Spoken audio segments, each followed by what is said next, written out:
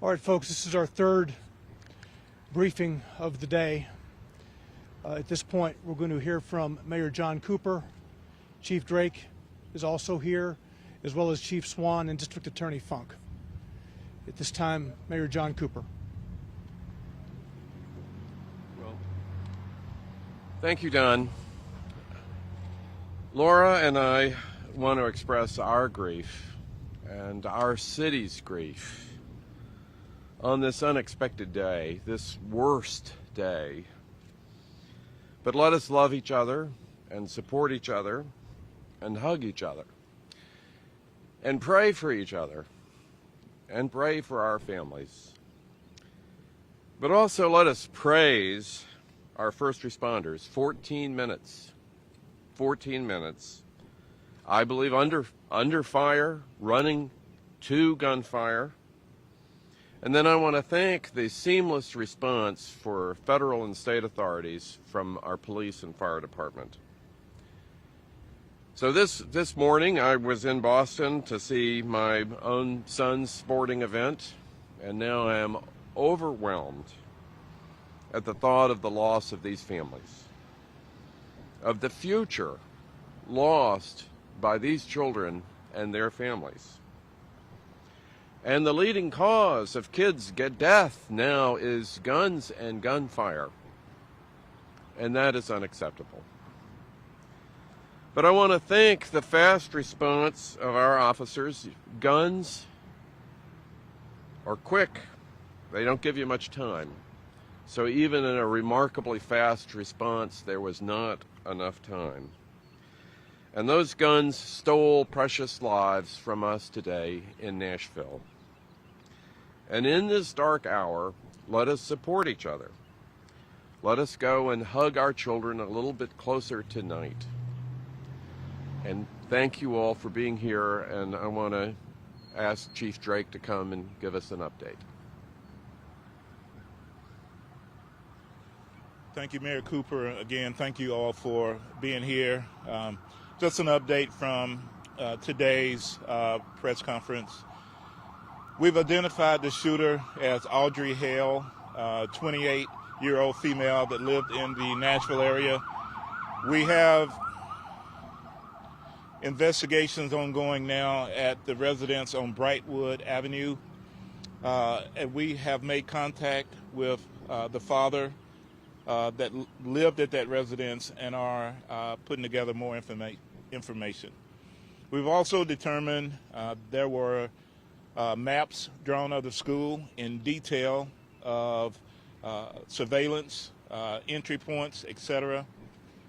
We know and believe that entry was gained through shooting through one of the doors is how they actually got into the school. I want to take the time to at least say, and I won't say the victims' names, I'll let Don say that, but out of the 6 victims, 3 adults, 3 of those were children. 2 of them were age 9. 1 was 8, about to be 9. All the families have been contacted. The victims' families have been contacted as well. My thoughts and prayers go out to the family. When we send our kids to school or to any place of safety, we expect them to live, learn, have fun, and come back from that day's experience. We don't anticipate things like this. And I want to say thank you to our partners, to Chief Swan, to Glenn Funk, to our mayor for his support, to our federal partners. But also I want to say thank you to our first responders who got there and immediately went in and addressed the threat of someone that had multiple rounds of ammunition, prepared for a confrontation with law enforcement, prepared to do more harm than was actually done, and we were able to stop the threat, and unfortunately 6 victims. So my thoughts and prayers again, but the praise go to the men and women. As I've said before, we will not wait. I was hoping this day would never ever come here in this city, but we would never wait to make entry and to go in and to stop a threat especially when it deals with our children. So thank you. They're not. Just me. They're not saying anything. I'm going to go over the victims' names with you now. The 3 9-year-olds who were killed: Evelyn Dickhouse, William Kinney, Hallie Scruggs. 3 adults: Mike Hill, a custodian, age 61; Cynthia Peak, to my understanding, a substitute teacher, age 61; and Catherine Kuntz, age 60. As Chief Drake said, we have identified the active shooter as Audrey Elizabeth Hale, age 28. We'll take just a few questions if you have any. Don, do we believe that she was a former student at the school? Yes, we do. Chief, you want to address that? Yes, from our investigations tell us that she was a former student at the school. I don't know what grade she's attended or grades, but we do firmly believe she was a student there. Does she identify as transgender? She does identify as transgender, yes. Is there any reason to believe that she or first went to the church before going to the school?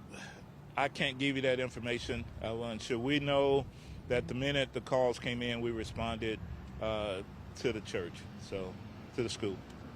Yeah, yeah. Was there like 2 officers that went in when they first got there? Do you know how many there was when they first got there? So it was 5 officers that immediately went in and addressed. We have video that we're going to release, but you can see in the video, you can hear gunfire going on as they're in the school. They address the threat and take that threat down. So we know there were 2 AR-style weapons, one a rifle, another was an AR-style pistol, and the other was a handgun. We believe 2 of those may have been obtained legally, locally here.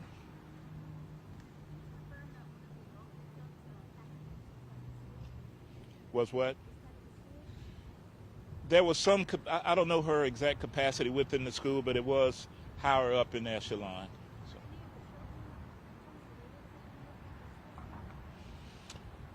Unsure. I believe one may have been, but I can't confirm that. No history at all. And no motive at this point? Anything discovered in the apartment or house? No, we have a manifesto. We have some writings that we're going over that pertain to this day, the actual incident. We have a map drawn out of how this was all going to take place. There's right now a theory of that we may be able to talk about later, but it's not confirmed, and so we'll put that out as soon as we can.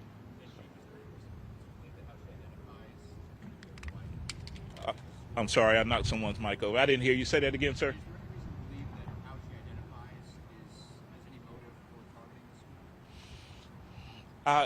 We can give you that at a later time. There is some theory to that. We're investigating all the leads, and once we know exactly, we'll let you know. So was this a targeted attack? It was. Did she identify as a transgender man or woman? Don't know any history of mental illness at this time, but we are looking at that as the investigation is ongoing. And I'm sorry. Did she identify as a transgender man or woman? Woman.